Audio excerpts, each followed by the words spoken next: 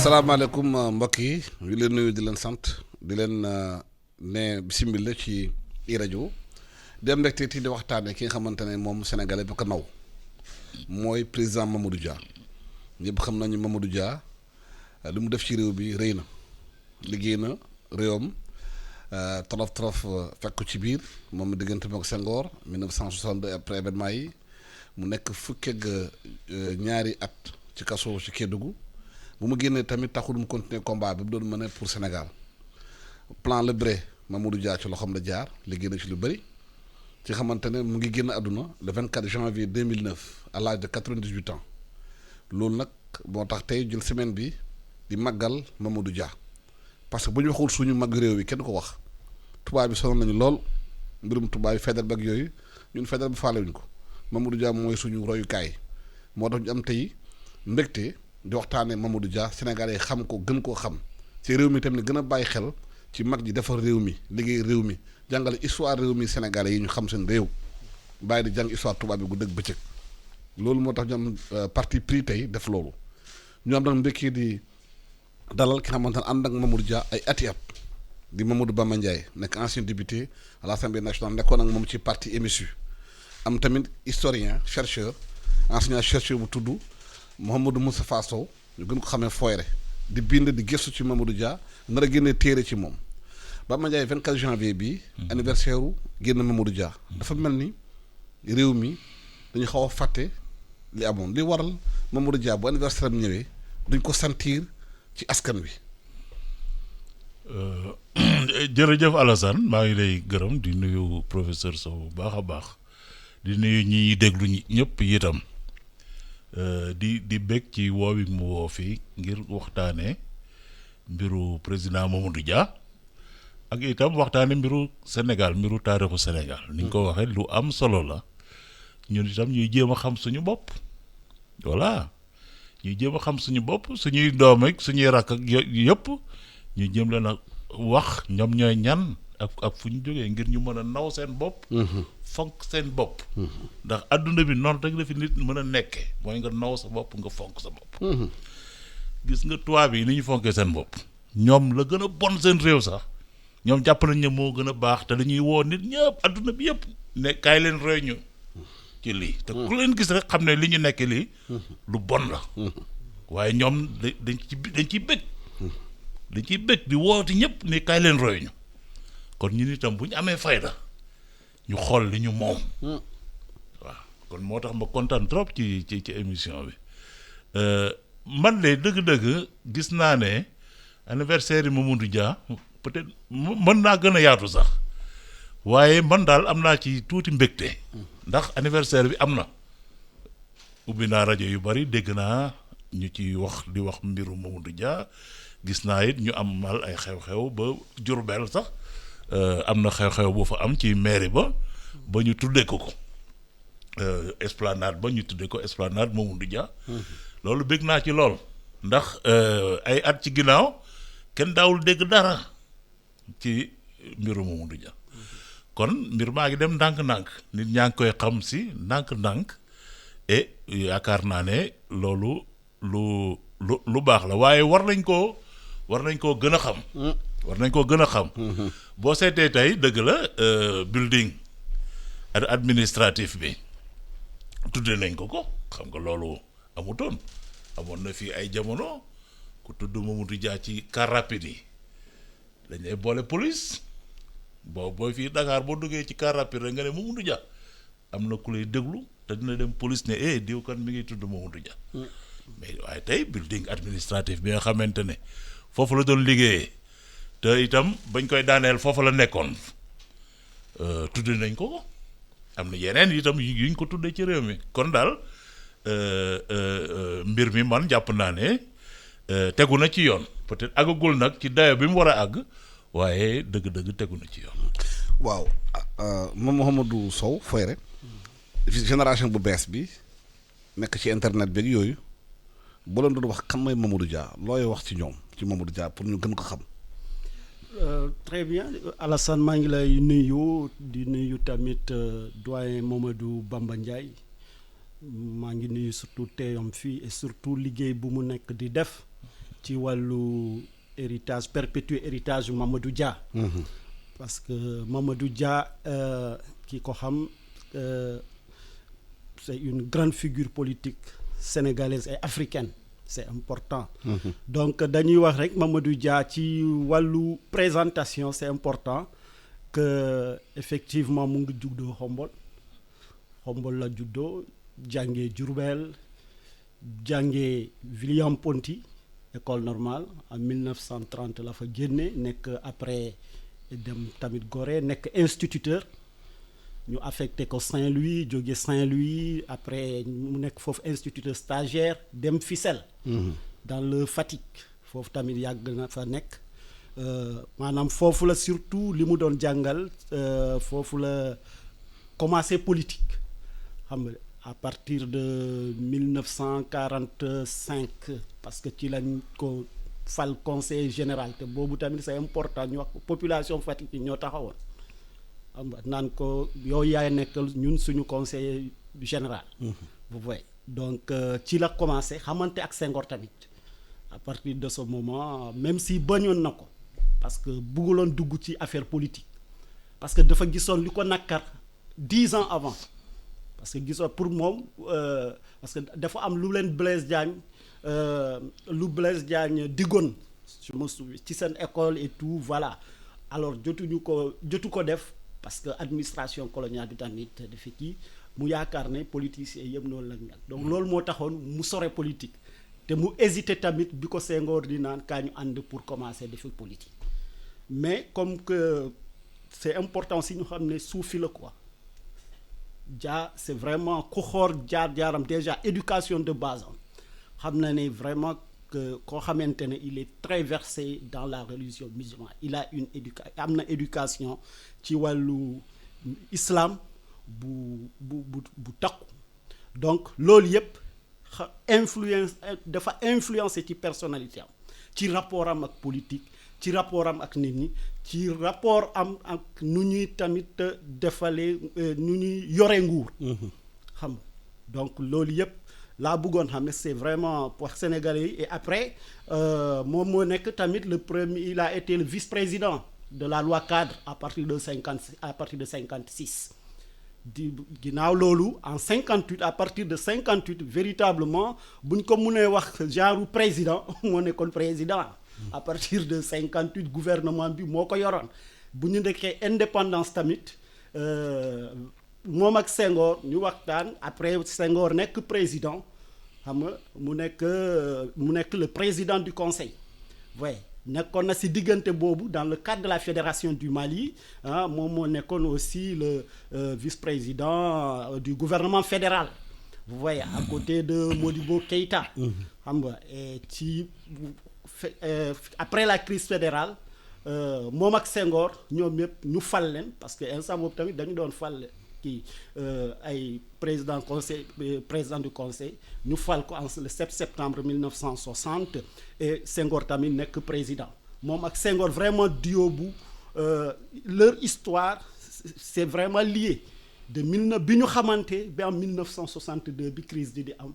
déggoo nañ bu baax c'est comme instant yooyu maanaam dañu ñëwoon ci Afrique dañu ñëwoon sax ci monde bi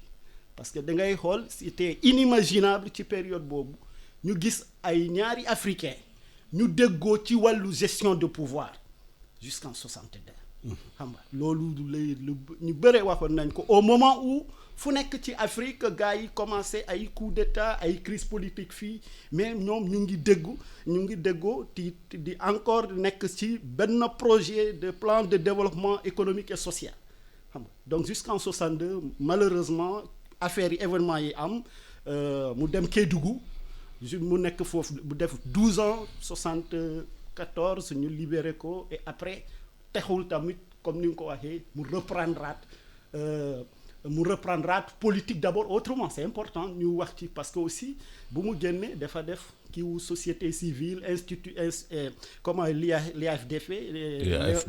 l'institut des africain des forces pour le développement xam nga mais bu mu gisee loolu tamit mu bu ko dawalee loolu parce que dafa bëggoon même bu deful politique partisane au moins mu ko accompagner réew yi xam nga mais lu mu doon def loolu tamit si diggante boobu bon mu am ay gàllankoor xam nga rek mu xamante ne mu replongé waat ci politique bi et malheureusement réussir ko comme tout à fait au début. Voilà donc de façon brève loolu laa mun a wax ci Mamadou Dia pour xale. waaw mais Bamba fi ñu nekk Sénégal dañuy wax plan Sénégal émergent dafay plan waaye Mamadou Diouf historien. ne woon kii di Mamadou Dia c'est le seul moom fi benn plan social mooy seul projet de construction politique économique et sociale du Sénégal indépendant plan boobu dañ ko tëgg. ak professeur Lebré. te plan bu développement Sénégal du laaj. lan moo tax boobu léegi référence yëpp ci plan bu lañ koy def. waaw peut-être que ni mu ko xalaate woon ak ni mu ko doxale woon ba tëral plan boobu léegi defaatuñu lu mel noonu donc moo tax plan ba du fi jógee objectif yi nekkoon ci plan bi it bu léegi jógewu fi parce que yu bari yooyu dégg tey mi ngi woon ci plan bi donc 1958 la woon tëli yi ngay dégg yëpp ñu naan ñuy defar ay plan naan bëgg nañu def tëli xaw ma jululu xaw ma fan yooyu yëpp mu ngi ci plan ba yooyu yëpp Mamadou Dia tegoon na ko 1960 nga xam ne kon am nañ ci retard bu rëy kon jamono boobu ni ko professeur waxee buñ naan Mamadou Dia mooy def plan bi kon dañu war a leeral ne moom moo yoroon réew mi. moom moo yoroon pouvoir bi parce que ñu bari dañuy foog ne diggante Mamadou Dia ak Senghor dafa mel ne diggante président de la République ak premier ministre yi am tey waaye doon loolu. président conseil moo yoroon nguur gi. mu ngoog ñoom ñaar ñëpp kii dafa nekk président de la République ki nekk président du conseil mais ñoom ñaar ñëpp assemblée nationale moo leen doon fal jamono jooju Senghor assemblée nationale la ko fal. Mamadou Dia it assemblée nationale fal ko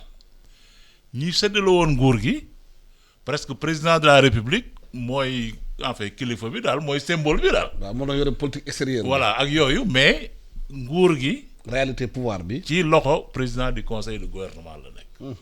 kon mun nañu wax ne diggante 1956 wala ba 1962 jamono yooyu yëpp chef d'état Sénégal Mamadou Dia kon mooy le premier chef d'état Sénégal indépendant. Indépendance du Sénégal itam moom moo ko signé ndax boobu fédération du Mali la moom moo signé ak Modibo Keïta bi nekkoon Soudan bi ñu tudd tey Mali ak beneen tubaab ñoom ñett ñoo signé li ñu may ñun suñu indépendance. bi indépendance bi amee man li ma jàng daal ci li Mamadou Dia bind dañu ne am nañ indépendance politique maanaam léegi am nañ suñu état am nañ suñu drapeau ak yooyu waaye du ñu amal njariñ fekk amuñu indépendance économique. mu ne kon léegi nan la ñuy def ba am indépendance économique. indépendance économique mooy fexe ba koom-koomu réew mi ñëw ci suñuy loxo ñu ne loolu il faut ñu xalaat ko ni ñu koy xalaate ñu wut ay boroom xam-xam yoo xamante ne ñoo fi nekkoon ci jamono yooyu ci àdduna bi ñu ñëw ànd ak boroom xam-xamu Sénégal yi wër réew mi yëpp lépp lu fi am ñu xool ko bind ko cartographier ko def bind ci ay monographie ba xam réew mi xam lépp li fi am bi ñu seetee loolu ba xam lépp li am ci réew mi ñu defar nag ay plan lu nekk nan lañ ko mën a jëmale kanam plan boobu lépp a ngi ci woon tàmbali ci organisation même administrative Sénégal région yi bi ñuy tëral région yi léegi bu ñuy tëral ay région ak département ak ay commune dañuy seet responsable politique sàngam nan lay def ba gagner élection yi ak yooyu mais foofu ba ñuy tëral région yi ci xam-xam bu wóor lañ ko teg xam-xam bu wóor ci ay enquête lañ la ñu def génn ci jàngal enquête yooyu ba gis ne dëkk yi yëpp boo leen boolee mën nañoo am doole ci wàllu koom-koom te ba tey booy topp waxtaan yi ñuy waxtaan ci mbiru décentralisation ak yooyu toujours rek ci 6 régions Mamadou Dia yi la ñuy dellu toujours ba tey 2021 waxtaan wi yëpp 6 régions Mamadou Dia yi la léegi ñu ngi naan xawma ay regroupement territoriaux ak yooyu waaye loolu yëpp boo seetee ba ca biir 6 régions Mamadou Ndiaye rek agropole ak yooyu. ak yooyu yëpp 6 régions Mamadou Ndiaye rek ñooy dellu si kon plan bi ñi mu ko tërale woon dafa doon plan boo xamante ne gouvernement bi tooguñu rek ci seeni bureau daal di bind ne nii lañ koy defee nii lañ koy defee nii lañ koy defee dañoo dem ci nit ñi waxtaan ak ñoom laaj leen li ñu bëgg li ñu am fu ñu bëgg àgg nu ñu fa bëgg àggee laaj leen ba pare ginnaaw loolu nag ñu boole xalaat yi di ko segg ba tëral ci plan boobu amoon na solo lool ndax bi ko Mamadou Dia di lancé fii ci assemblée nationale presque àdduna bi yëpp ñëw nañ fi président Johnson bi nekkoon Amérique en fait ba jamono yooyu vice président la. mi ngi woon fii Dakar bi Mamadou Dia di lancé son plan. donc ñu ak personnalité yu bari ci àdduna bi ñëw nañu ndax ni ko professeur waxee sànq Sénégal dafa nekkoon modèle ci wàllu yooyu yëpp modèle ci ni ñu organiser ci wàllu politique waaye itam nekk modèle ci ni ñuy waajale suñu développement ak suñu koom-koom plan boobu li ci ëpp solo en tout cas man boog li ma xalaat ne moo ci ëpp solo moom lay wax toujours mooy ne dañu seet koom-koomu Sénégal ci lan la tegu lan moo koy dooleem gis ne gerte gi bay gerte ak jaay gerte bitim réew segal gerte jaay diwlin ñu ne lii mooy doole Sénégal biñ ko seetee ñu gis ne doole jooju presque lépp ci loxo tubaab bi la nekkoon donc mu ne buñ bëggee jotaat ci suñu réew ni ñuy def mooy doole jooju nekk ci tubaab bi nañu nangu lépp delloo ko ci loxo réew mi mu tëral plan boobu di ko doxal parce que moom bi mu toogee dana ñeenti at dinaa jëlaat lépp donc at mu nekk mu jël deuxième année bi mu jëlaat troisième année bi mu jëlaat wax nañu ne ci troisième année bi presque 75% gerte gi mi ngi woon dellusi na ci loxo sénégalais yi génn na ci loxo tubaab bi génn ci loxo traitants yi coopérative yi ak état bi ñoom ñoo yore 75%. buñ ci tegaatee beneen année rek mbir mi jeex kenn dootu ci mënati dara. année boobu ci la lépp xewe kii Mansour Bouna Ndiaye nekkoon na député ci jamono yooyu. parce que dafa laal intérêt yu bëri. dafa laal intérêt yu bëri. loolu bu jàlloon ñu teg ci 4e année bi Sénégal moomaat gerteem yëpp te boobu gerte dafa am valeur. Sénégal day daal di am doole. li ñu bëggoon yëpp ci plan bi tëli yeeg infrastructure yeeg école yeeg mais loolu yëpp dañ koy mën a def kenn dootu ñu mën a jariñoo. te am na ñoo xamante ne seen doole yëpp fii lañ ko doon tibbee ñu ne kii Mamadou Dia daf ñuy yàqal. nañ ko daaneel. te kilifa tubaab yi ñoo ci jógle du ay tubaabu mbuucaa mbuuc ñu nekkoon Dakar de kilifa tubaab yi général de Gaulle Jacques Foccart ñoo jóg wax ak Senghor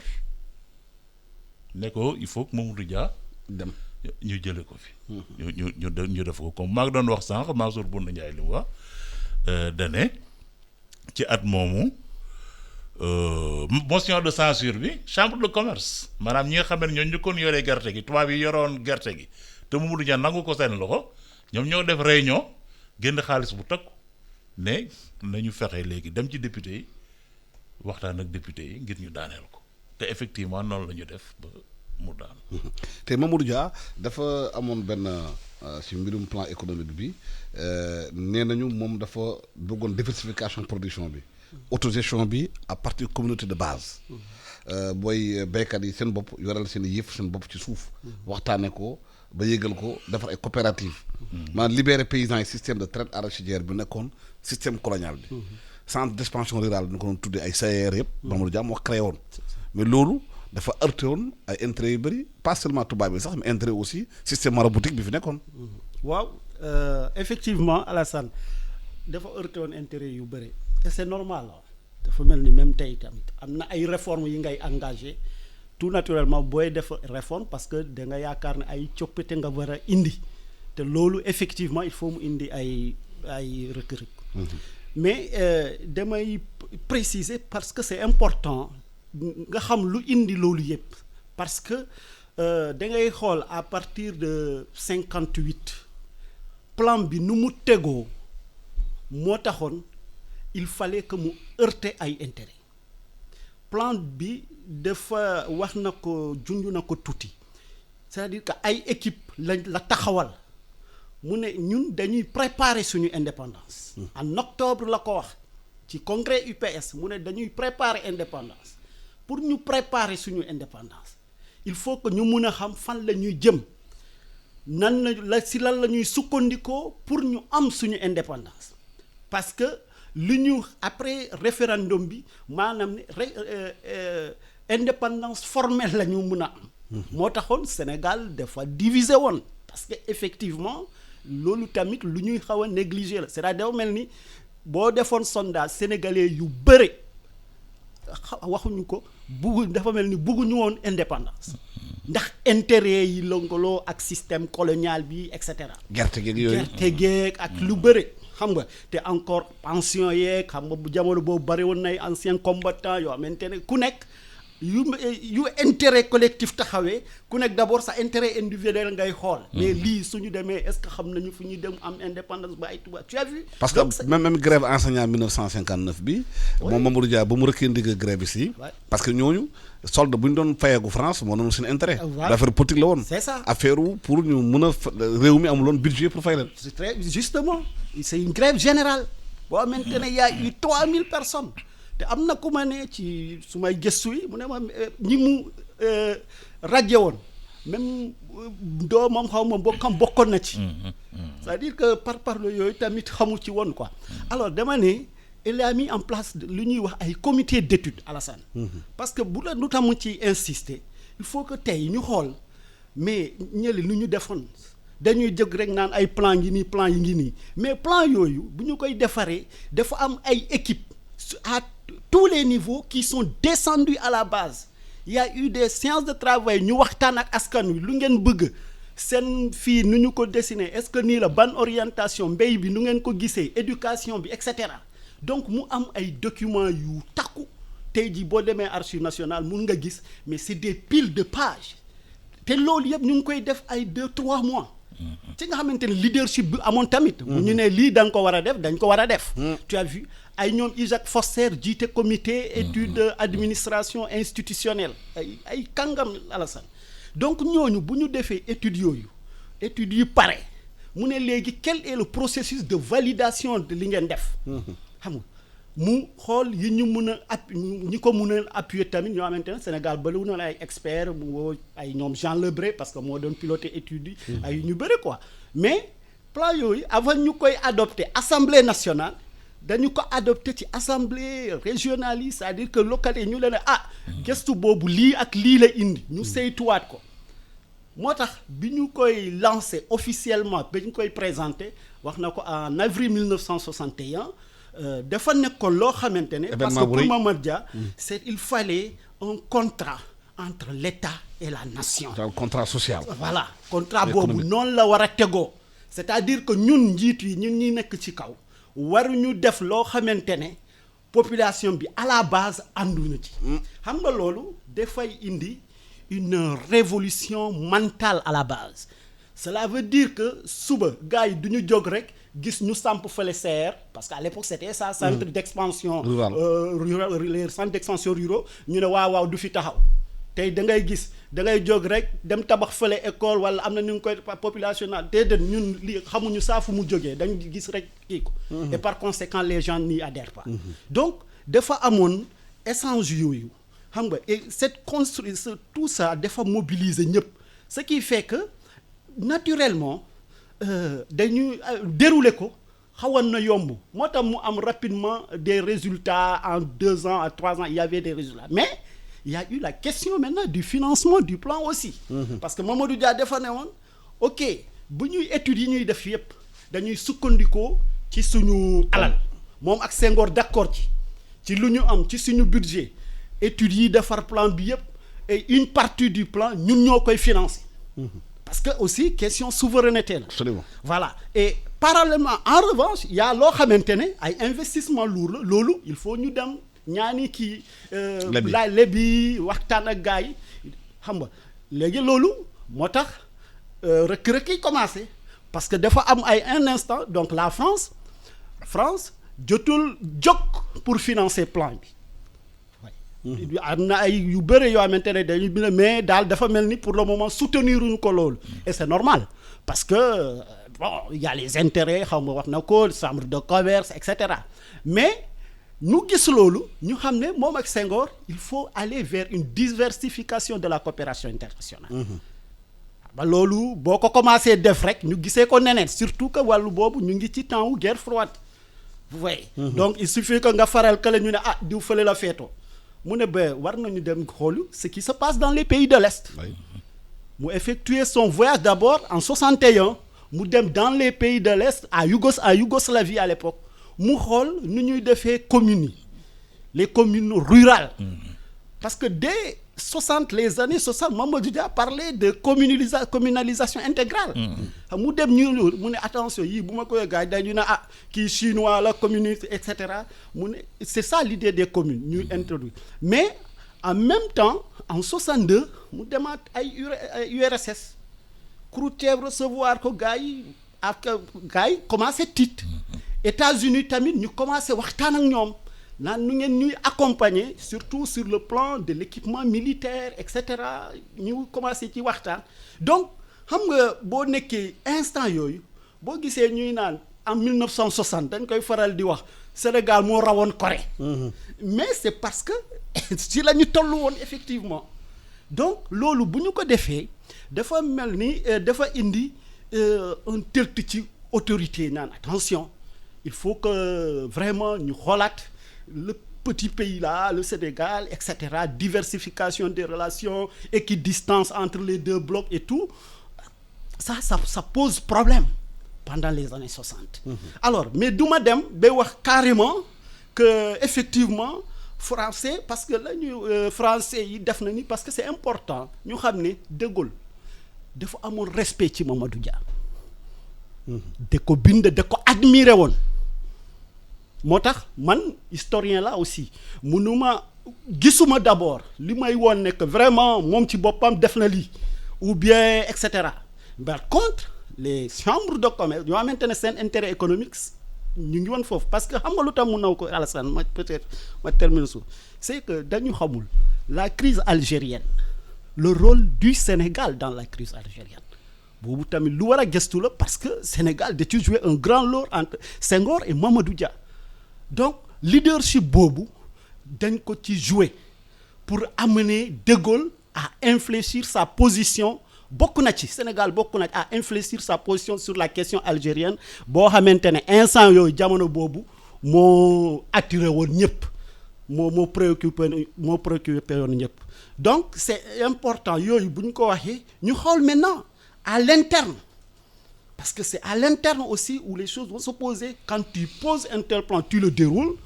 tout naturellement nañuy wax le système colonial est encore présent les intérêts économiques sont encore là à travers les maisons de commerce partout au niveau de l'Assemblée nationale ils sont présents boo xoolee ki déposé motion de censure bi mais c'est un traitant c'est Théophile Diams commerçant donc ces liens-là sont importants mais dangay xool tamit maanaam nu peut-être que li koy yàqal après c'est que nu mu conduire politique bi c'est-à-dire que aussi réforme yi xam nga loolu la réforme tamit boo ko jëlee am na ni nga koy conduire à un moment tu te dis il faut par moment être souple être stratège rigueur bi tu as vu alors loolu boo ko bëggandoo def yëpp am na instant il faut que nga am ñi ngay heurter. c'est-à-dire moom nekkuloon genre sénégalais yooyu xamante ne xam nga dañuy rumandaat dañuy ay dóorkat quoi c'est-à-dire loolu moo tax mënuloon avancer. il n'a pas su gérer l'esprit tordu des Sénégalais. c'est loolu la. bon peut-être que du ma ko waxee noonu mais je sais que. waaw mais noonu il a à ce niveau-là il a manqué de stratégie il fallait peut-être beaucoup plus de tact. parce que parce que quand tu parles déjà de réforme de l'islam parce que moo tax ma doon insister au début li mu jàng ci alxuraan ku xam alxuraan la ku xam li fa nekk la xamoon na ban coppiteku la ñu war a indi ci nu ñuy def nu ñuy gérer ñun suñu religion pour que religion bi nekk un facteur de développement vous voyez moo tax il parlait de école bi la grande mosquée et tout ça c'est institut islamique et tout c'était dans ce cadre-là mais loolu boo koy def tu as en face des chefs religieux pour l'essentiel ñoo xamante ne depuis des dizaines d'années ils sont en collaboration avec le pouvoir colonial donc loolu dafa laaj ay waxtaan yu yàgg ay négociations discuter pour ñu comprendre voilà vous voyez ay compromis pour nga mun a def yenn réforme et malheureusement loolu xaw na ko ci manqué ce qui fait que bu muy daan en 62 boo xoolee il était quasiment seul Mamadou Dia. Abandonné. Il était quasiment seul paysan yi mu defoon parce que dafa defoon de telle sorte que paysans yi daan nañu am ay ristournes xam nga il était arrivé comme il l'a dit à mettre fin à ça gars yi di si gis seen bopp mais xam nga loolu boo waxee loolu ça veut dire que boo amee jafe-jafe ñooñu war nañ nekk sa ginnaaw mais malheureusement gisul yooyu ñooñu taxawuñ ci malheureusement en plus tout ce qui est donc la classe maraboutique beaucoup d'autres ne pouvaient pas et la gauche aussi ñi nga xamante ne waroon nañ ko soutenir ces relations avec l'opposition n'ont pas été de bonnes relations malheureusement il était au devant il affrontait moom moo doon affronter c'est que ñooñu tamit mënuñu koon jàppale ay PA yi ay BMS ay la gauche ñoom Ablaye lii du Mactar boobu vous voyez mais souvent yooyu bu amee ci réew dañ koy wax bu ñu ne tubaab yi ñooy def souvent tubaab yi ñoom du ñoom ñu agir directement dañu am ci intérieur pays bi ay complices xam na ñoom ñooy def liggéey bi comme par exemple ni tubaab bi defee ba Blaise Compaoré rey Thomas Sankara noonu la ñuy def di agir ci yenn les petits traitants en interne pour maanaam daaneel nguur yi mais loolu la xam nga boo seetee waxul lu moment bi mu jógee fan yi ama reebay bëgg a dee ñu naan way xaw ma mooy combeek xaw ma nan ñoom ñoo ko rey alors que ndigal lii foofu la jógee ci toit bi la jógee ñële dañu ne defloo rek ñu def mais dañuy defloo benn africain après ñu génn taxaw fële ne gis ngeen naa ñi ngi reyandi seen biir te fekk lépp ñoo ko def. est-ce que justement le général de Gaulle li professeur wax sànq effectivement man dégg naa lu mel noonu ci Mamadou Dia sax général de Gaulle daf ko fonkoon daf ko nawoon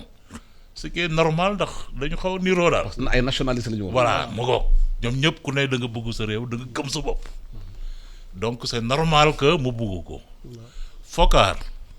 Jacques Foccart mais xamee ne politique africaine général de Gaulle moo ko doon doxal am na livre bu muy nettali ne bi ñu bëggee jógal Mamadou Dia dafa dem ci de Gaulle di ko tàggu ne ko Mamadou Dia daal léegi il faut ñu fexe ba mu daanu nee na de Gaulle bañ longtemps mu koy travailler ah non Mamadou Dia pouvoir Senghor yëpp mi ngi koy jël nangu na gerte gi mi ngi yàq suñu mbir yooyu ba finalement général de Gaulle nangu mais bi mu nangoo daf ko ne bu leen ko rey loolu la ko loolu Foccart nekk leen na ko nee na bu leen ko rey daanañ leen ko rey mais bu leen ko rey parce que yeneen réew yi moom ñëpp dañu leen a fital ñu dee yeneen président yi fa nekkoon di dof lu ñëpp dañu leen a fital ñu dee mais fii de Gaulle moo ne bu leen ko rey peut-être bu ko waxutoon histoire bi sax dina demee nee na donc loolu effectivement jàng naa ko ci benn téere li professeur wax sànq lu am solo la ni mu expliquer plan bi xam nga loolu mooy moom la ñuy tudde tey la démocratie participative maanaam démocratie boo xamee ne yemul rek ci bu wote ñëwee nga yor sa carte wote waaye li gouvernement bi di doxal da ci diisoo ak nit ñi ak askan wi ku nekk mën cee gis boppam effectivement Mamadou Dia jaaroon na ci yoon woowu te bi mu ko jaaree bi ñu ci jaaree it am na ci ndam man loolu laa gën a jàpp am na ci ndam c'est-à-dire que fi ñu toll nii tembe bu ñu buggee lijjanti suñuy mbir xam nañ fi ñu war a jaar waxuma ne nañ defaat exactement li Mamadou Dia defoon waaye nañ ko gëstu mais buñ ko méngalee ak liy xew léegi ak doxalin bi dafa mel dañu reculer lu bari dañu reculer ci lu bari ndax boobu ñi tàmbali woon nañu dem Mamadou Dia fédération du Mali foofu la mbir mi njëkk a commencé yàqu fédération du Mali tase ñaareel bi décembre 62 am Mamadou Dia daanu après Modibo Keïta isolé mënatul def dara mais ñoom ñaar bi ñu signé ak De Gaulle indépendance bi ba pare mais ñoom dañu commencé teg seen plan pour renégocier accord de coopération yi. li ñuy discuter tey yëpp Mamadou Dia ak Modibo Keïta tegoon nañ ko sur la table ba De Gaulle jox leen son accord de principe. maa ngi wax ci mbiru CFA bi. mbiru franc CFA. Mamadou Dia ak Modibo Keïta doxoon nañ ko ak général De Gaulle. ba mu nangul leen ne. léegi def leen ngeen am seen monnaie bopp. mbiru base militaire yi nga xam ne itam tey débat la bu rëy. loolu itam ñu ko doon négocier donc du question ay xatara yoog ay saaganteeg dara dañuy toog am fulla am fayda ne ko lii mënta nekk mais De Gaulle ànd ci ak ñoom. base militaire yi ñu ngi nekkoon ci logique gu démanteler base militaire yi mais bi fédération bi tasee Mamadou Dia daanu et ñu dellu ci li jiitu woon. amatul benn obstacle. donc presque colonisation bi continuer presque na mu meloon. parce que bu ñu naan néocolonisation dañuy rafetal rek waaye colonisation dong la. mais ci plan bi am na acteur de premier plan yi liggéey ak moom Mamadou Dia. et comme Cheikh Hamidou Kane bu nekkee gouverneur. absolument il paraît qu'il a aussi participé grandement à l'élaboration du plan. il a participé grandement Cheikh Hamidou Kane ak ay cadres yu bari. malheureusement bon xam naa nag professeur. c'est ça. il faut ñooñ ñëpp ngeen génnewaat leen. c'est important. pour nit ñi mën leen a xam. c'est ça. Cheikh Hamidou Kane même dans son deuxième roman là nett na ci lu bari ci mbiru plan bi ni ñu ko doon doxalee le rôle des gouverneurs des préfets comme des acteurs du développement yooyu yëpp mi ngi koy nett na ko ci roman boobu dans son deuxième roman là foog naa les gardiens du temple. les gardiens du temple. voilà mi ngi nett li expérience boobu. donc professeur yooyu yëpp dañ ko war a indiwaat nit ñi xam ko. parce que buñ ci gëstoo rek. mën nañoo régler suñuy problème te duñu sonn. waaw mais la moo tax booba léegi nag lii ñoom Mamadou Dia def ñoom Cheikh Anta Diop def ñoom Ibrahima Seydou Ndaw def ci réew mi duñ ko jàngale ci école yi. suñu doom yi xam ko suba lan mooy seen histoire. parce que man mënu ma comprendre ba léegi ay Faidherbe la ñuy jàngale ay ñoom xaw ma lan Pinet-Laprade ak yooyu. ci école yi même bu fekkee amatul ci école yi bëreetul mais histoire boobu suñu histoire. parce que jàmbur moo ko bind. voilà Alassane c'est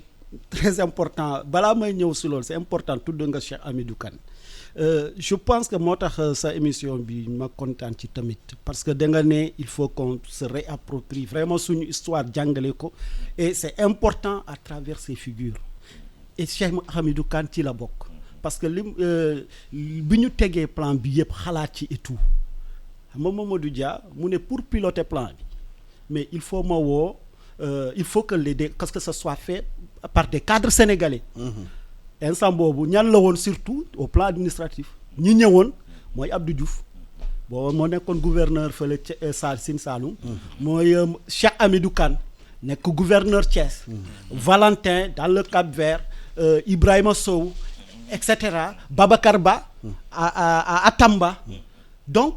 ñoo teyoon moo tax plan bi am succès dès le début aussi parce que mu ne leen tamit vous êtes des administrateurs c'est-à-dire que pour ngeen dem foofu il faut ngeen jàng tamit ni gars yi di dundee. et bu mu defee plan bi aussitôt pour sa mise en œuvre ci la woo Cheikh Hamidou Kane mu jëlee ko Thiès indi ko comme commissaire général au plan. et ensuite mu jël Valentin yóbbu ko Thiès moo tax crise bi bu muy am Valentin moo nekkoon Thiès. et ensuite mu jël comme quelqu'un comme Ben Madi Cissé naan ko yow yaay jël animation rurale bi. parce que c'est la pierre angulaire véritablement du développement. c'est important ñooñu que ay Cheikh Hamidou Kane Amadou Mokhtar Mbow. vous voyez ñu xam kuy Isaac Foster ci wàllu justice. nga xool li mu doon bindee ak li mu doon défendre yooyu ci wàllu justice. waaye ñu xam tamit. du côté de l'armée moo tax peut-être dinañ ci ñëwaat. ci crise bi jàngale ko. mooy des généraux comme Amadou Fall. ah oui c'est important xamuñu ko. xamuñu lu ñu def gars yi bokkoon ci crise bi par exemple ñoo xamante ne même boo gisee waxtaan bu ñu def parce que crise bi bu ñu ko sauver c'est-à-dire bu réew mi amee lu amee positif c'est grâce à l'armée. te boo xoolee ba tey ci wàllu héritage bi. bu ñu ko doon wax dafa mel ni c'est la seule institution qui s'en est tiré, c'est-à-dire boo xamante ne amul ay yëngu-yëngu ñu ngi ils sont Resté solide. focus sur la République et cetera et c'est resté encore plus que solide c'est important donc pour ma ñëwaat ci li nga wax je pense que force c'est-à-dire que c'est bon xam nga suñu système dañ ko bâtir ci enracinement ak ouverture c'est ça la force aussi et c'est ça qu'on essaie de déployer dans notre système éducatif l'homo sénégalensis est bâti autour de ça koo xamante ne vraiment dafa war a fonk lu mu nekk identité am mais tamit mu nekk ko ubbeeku mais boo demee ci évaluation finalement tamit da nga yaakaar est-ce que finalement dañu nekk ñoo xamante dañoo ubbeeku de trop de telle sorte que ñu fàtte suñu bopp parce que fi ñu koy xamee Alassane tey jii foo mënta dem boo demee États-Unis wala Chine mais li nga wax ci histoire Chine chinois yi mënuñu ko wax ci histoire Afrique ou ci histoire Sénégal parce que à la base ñun suñu système c'est un système généraliste boo jàng leçon yi da ngay jàng Chine da ngay la révolution américaine da ngay gas l'Europe yooyu yëpp xam nga donc loolu c'est pas mauvais c'est aussi mais bon dañu war a tëggaat suñu histoire jàngale ko à la base d'abord ba suñu xale yi xam suñu war ba pare ñu ubbi après et surtout c'est ce qui est important dans la réforme bu ñuy def ay réformes c'est impératif ñu 60 ans de l'indépendance il est bon qu'on fasse un focus sur notre histoire post-coloniale 60 ans ñu xool comme ça c'est ça qui nous permet loolu moo ñu mën a jàppale ñu xam nan la ñi nga xam ñun suñu bopp lan la ñu def suñu réew depuis 1960 xam nga boobaa dina permettre parce que man ci gëstu bi loolu moo ma ci dugal bi ma demee CESTI ñu ne ma ay grande enquête et tout ça Mamadou Dia venait juste de décéder ma ne mais pourquoi man je suis historien mais pourquoi du ma def une grande enquête sur cet homme là mais première question bu ma interroger étudiant universitaire damay ne kan mooy Mamadou Dia xamul keneen kii ku si tane woon mu ne ma man comme fac droit laa nekk jàngal nañ ma le bicéphalisme et tout donc suma film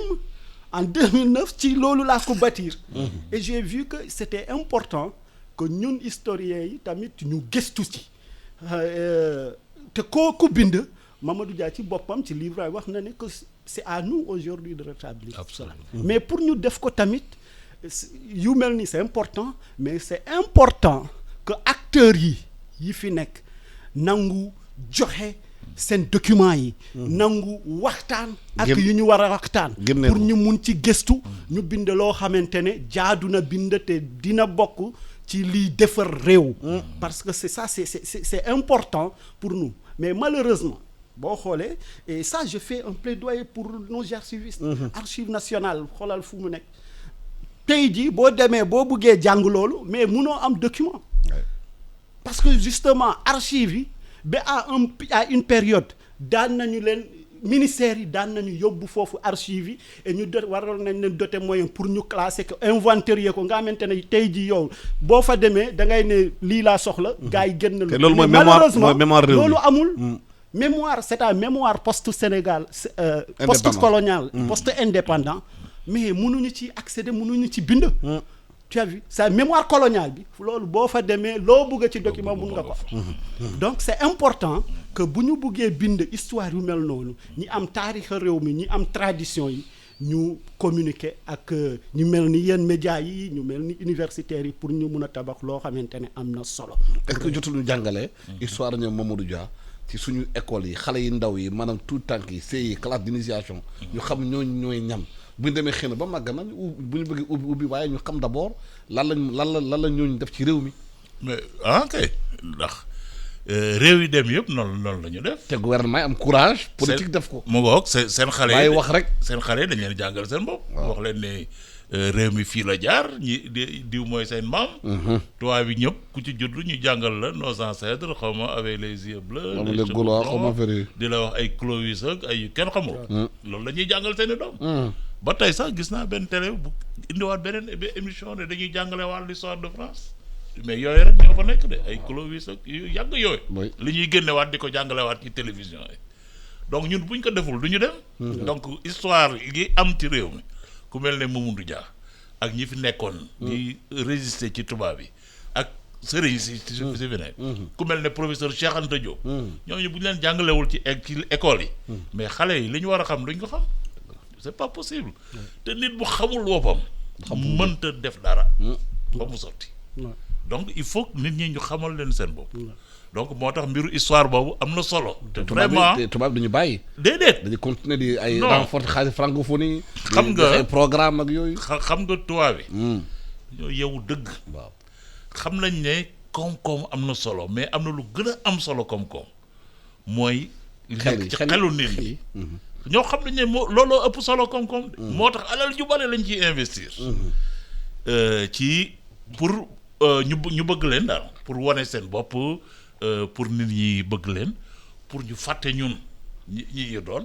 ku jéem a yëkkati mu mundu jaag yooyu duñ la attaqué frontalement mais dinañ la soofantal. oui bien sûr waaw yii da fàtte leen yii waay amul importance. ci yooyu la ñuy investir lépp lu ñuy yëkkati ci Afrique ñu ne baaxul. musiba la. atem am africain yi. boo waxee état bi ñu ne waaye état Afrique yi ñëpp ay sàcc la ñu. waaw mais problème bi nga am si biir Afrique ñi ci ànd. voilà foofu mooy problème bi mu ngo Alassane wax nga wax ji yëpp. xam nga colonisation ak esclavage bu lapto amul woon. colonisation du am esclavage du am. dëgg la ndax bi tubaab bi ñëwee dafa am ñu bokk ci ñun. ñu def ànd ak tubaab bi. loolu nag jóge fi ba tey lapto yi ñu ngi fi. musiba na ba tey lapto yi fi àndoon ak tubaab yi ñu jaay ko du jaam ya ba tey ñu ngi fi ci réew mi. te lapto yi doon liggéey jamono jooju la ñuy liggéey ba tey da nga ciy gis kenn boo ñëwee di wax histoire du Sénégal ñu ne mais di quoi Faidherbe bu mooy le père de la nation. Faidherbe bu moo créé Sénégal ak yooyu. grave ça voilà mais loolu man dama koy dégg man sama xol day jeex. mais am na ñoo xam ne ci ñun la ñu bokk. boo leen woowoon fii ñu toog loolu lañ lay wax. ñu ne la yii yëpp ay Mamadou Dia tout ça c'est pas important Faidherbe moo créé Sénégal c'est le véritable père de la nation xawma la nag la kon Faidherbe sanguinaire la woon de. ouais mais Faidherbe ku ne xam na ne kooku bandi bu rëy. bandi bon ma dellu si peut-être pour daaneel rek ci mbirum président Mamadou Dia c'est vrai c'est-à-dire que ci liggéeyam daal ni mu doxale liñ ko ci mën a reproché ci ni mu doxale et peut-être itam looloo tax mu daanu mooy ne nit mënta songaloo ñëpp mënta xeexandoo ñëpp mënoo def itam ñëpp front ñoo bëri woon mënoo def ñëpp noonu donc am na loo xam ne boo koy liggéey surtout boo jiite réew da ngay fexe ànd ak waa réew bu defoon compromis ak sëriñ si parce que ñoom sëriñ si ñoo leen fal mook Senghor sëriñ si ñoo leen fal avant 4 communes yi ñooy roon le pouvoir politique mook Senghor bi ñu ñëwee nekk ay kaw sëriñ si ñoo leen jàppale ba ñu falu donc bu ñu continuer woon def compromis ak sëriñ si bu négocier ak ñoom mais tubaab bi duñ ko mënal dara duñ ko mënal dara bu defoon compromis ak sëñ Fallou def compromis ak sëñ Babacar mais kon bu tubaab yi ne Senghor daaneel koy mais sëriñ si ñooy taxaw te du daanu kon loolu laa jàpp ne daal bàyyi ma wax parce que c'est important. loolu laa jàpp ne xaw na nekk erreur c'est-à-dire que Mamadou Dia à un moment fàtte na ne li mu jiite moom état bi mu jiite du état boo xamante ne sénégalais yi ñoo jóg samp ko dafa doon loo xam ne tubaab yee ko fi defoon yàlla def mu dem ba nekk ci ay loxoom waaye du mbiram tubaab yee ko moom léegi nag nan la mën a jéggee nag ba àgg ci état boo xamante ne day doon état boo xam ne da ciy ànd ak waa réew mi peut-être foofu la fakasta loolu daal Assane ma terminer juste comme malheureusement c'est juste l'éthique en politique li Mamadou Dia comme Senghor man yaakaar naa li ñu jàngal mooy l'éthique en politique ñoom ñëpp ku dee yaakaar naa ne alal bu mu bàyyi ci ginnaaw lu bëriwul xaw ma lu néew la en tout cas amuñu woon dara c'est important donc politique boo koy jiitu je pense c'est important nga xam ne vraiment c'est pas un moyen d'enrichissement nga bàyyi kees réew mi c'est au moins non mais mooy nga bàyyi kees réew mi daal voilà Mamadou Dia bi muy daanu amul kër Mamadou Dia bi mu génnee kaso ñu fay ko rappel solde député solde sénateur am en France ñu fay ko rappel ci la door a am kër bi mu nekkee président du conseil lu reer la sax am na bis jabaram moo woo ministre des finances di kaas naan ko matelas bi ñuy tëdd nii matelas bi dafa kii weñ yi dañuy génn weñ yi dañuy jam te Mamadou Dia nee na moom du jël xaalisu réew mi di ci jënd matelas. Voilà. Merci beaucoup. C'était Mamadou Dia. Merci beaucoup à Bamba Ndiaye, Mamadou Bamba Ndiaye, ancien député de l'Assemblée nationale, et aussi du MSU. Merci beaucoup à qui dit Mohamedou Sow Foire, historien, enseignant chercheur. Nous avons Mamadou Dia, anniversaire le 24 la woon ñu xam kan mooy Mamadou Dia lan la def ci réew mi xale yi mun ci roy ñu ngi la gërëm di leen sant.